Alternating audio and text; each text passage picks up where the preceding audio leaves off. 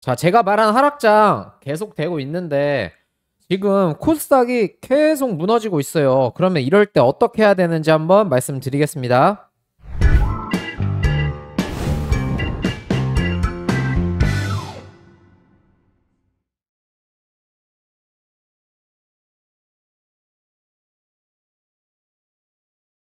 자, 반갑습니다. 오늘 10월 10일장 오랜만에 증시가 열렸는데 처참합니다. 그쵸?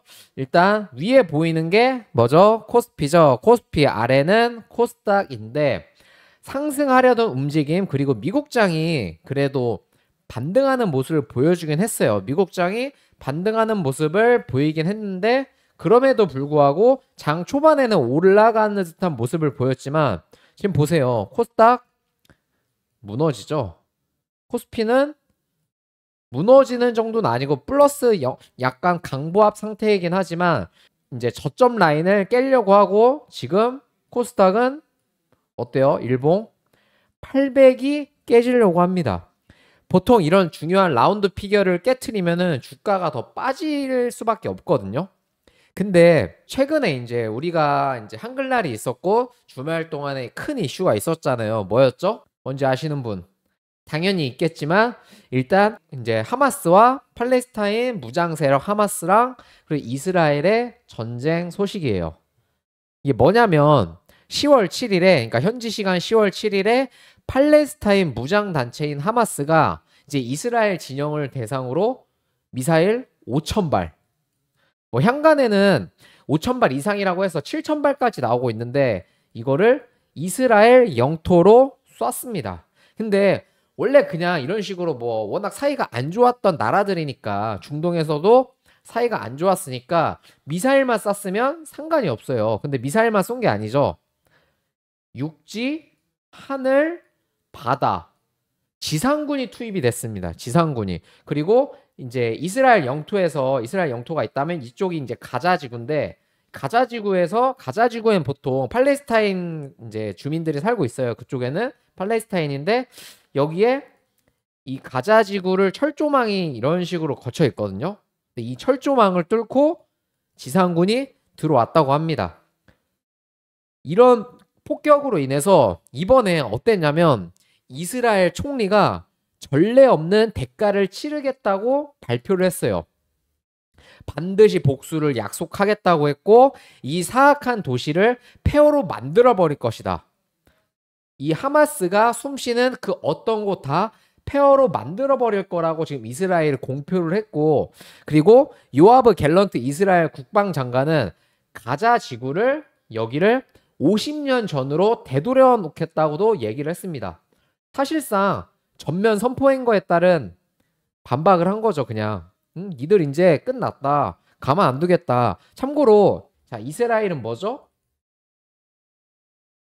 이스라엘이 이렇게 맞는다고 팔레스타인 하마스가 이스라엘 공격했다고 이스라엘이 약한 국가일까요? 아니에요. 얘네들은 핵 보유국입니다. 핵 보유국. 핵 보유국을 대상으로 지금 미사일을 쏜 거예요. 어떤 이유 때문인지 모르겠는데 이스라엘 같은 경우에는 중동 나라에 좀 둘러싸여 있거든요. 근데 그래서 유일하게 중동에서 좀 왕따 같은 녀석들입니다. 유대인이 만든 나라이기 때문에 여기는 이제 왕따로 이제 중동에서 많이 공격을 받을 수밖에 없는데 다른 이제 중동 국가들은 뭐 사우디도 마찬가지고 팔레스타인을 지지한다라고 하고 있고 오히려 영국, 독일, 뭐 미국, 프랑스 이런 유럽 그리고 미국 같은 경우에는 이스라엘을 전폭적으로 지지를 할 거고 이스라엘을 공격하는 건 우리를 공격하는 거다 이런 식으로 얘기를 했거든요. 그러니까 사실상 이게 제5차 중동 대전이 발발할 수도 있는 상황이 된 거예요. 그렇기 때문에 미국에서는 어쨌든 미국은 글로벌 원탑이라서 이런 소식으로 미국이 안 움직일지라도 우리나라는 어쨌든 위험 회피 심리가 커지면 이런 식으로 자금이 이탈할 수밖에 없어요. 지금 말하는 시간에도 아까 800대였잖아요. 지금 800대가 깨졌습니다. 지금도 계속 빠지고 있어요.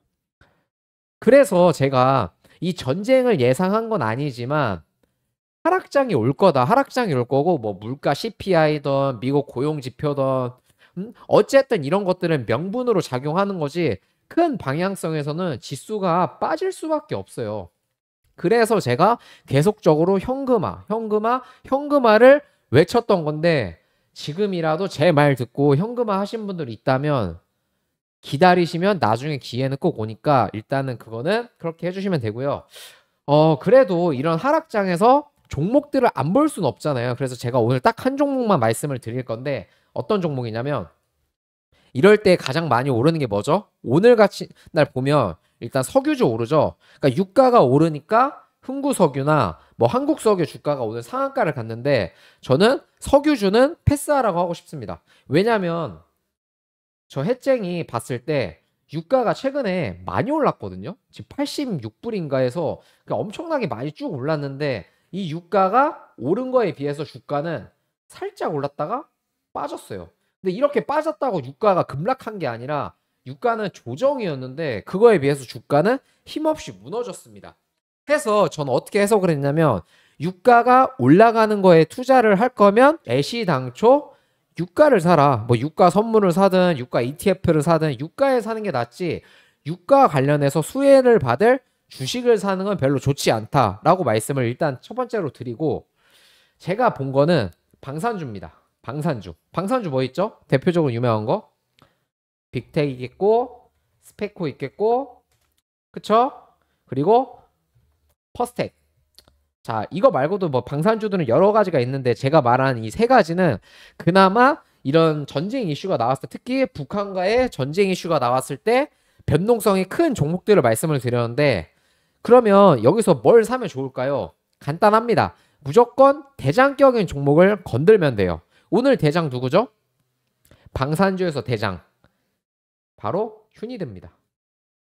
근데 어차피 이 전쟁 이슈는 단발이거든요. 단기성이에요. 이게 정말 5차 중동 대전으로 이어진다면 정말 위험하겠지만 그럴 때는 이런 테마주건 뭐건 아예 아무것도 하면 안 돼요. 그냥 현금을 들고 있는 게 가장 좋습니다. 근데 일단 5차 전쟁이 발발하지 않는다는 전제로 봤을 때 방산주는 어쨌든 단기적으로 수급을 받을 수밖에 없거든요. 그래서 어떤 거? 휴니드. 빅텍도 괜찮지만 빅텍은 21%니까 그냥 대장주를 사는 게 낫습니다. 가장 많이 오르고 있는 휴니드를 첫 번째로 보시고 이거는 지금 당장 매수를 해도 괜찮아요. 대략 5,750원 라인에서는 매수를 해도 되는데 얘가 만약에 5,500원 아래로 깨진다? 그럼 어떻게 해야 되겠어요? 정리.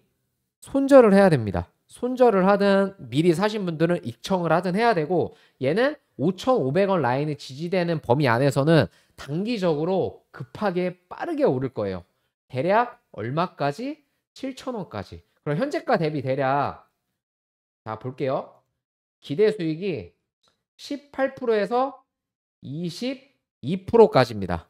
어떻게 하는지 알겠죠? 휴니드는 지금 매매를 하고 대략 5,750원까지는 매수를 하되 5,500원이 깨지면 손절을 하고 반면에 이제 올라갔을 때는 대략 7,000원 목표가를 잡아서 18%에서 22% 정도의 목표 수익을 단기적으로 가져갈 수가 있는 겁니다. 어쨌든 시장이 빠져도 올라갈 종목은 올라가긴 하거든요. 그게 이 방산주 휴니드고 와 근데 지금 말하는 와중에도 지금 지수가 무지하게 빠지네요. 이거 보세요. 코스피 빠지고 코스닥 무너지고 웬만하면 현금화를 하시고 지금은 그냥 현금 가만히 들고 계시는 게 좋고요.